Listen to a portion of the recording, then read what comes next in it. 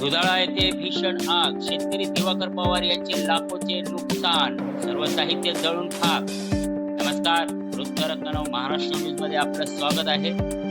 हिंगोली प्रतिनिधी मोहन तिपके यांच्याकडून सविस्तर वृत्त.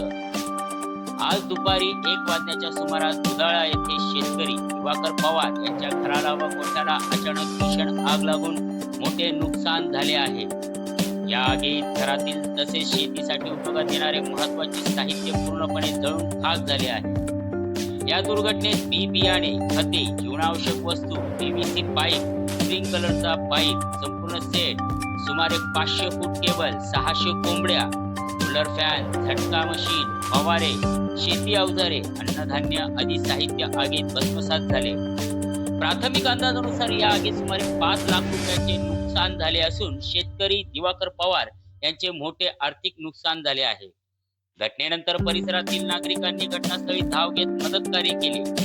या घटनेची प्रशासनाने तात्काळ दखल घेऊन पंचनामा करून दिवाकर पवार यांना लवकरात लवकर आर्थिक मदत द्यावी अशी मागणी गावकऱ्यांकडून करण्यात येत आहे. मुख्य संपादक सागर रोकडे, संपादक संदेश भालेराव. पाहत राहा वृत्तरत्न महाराष्ट्र न्यूज.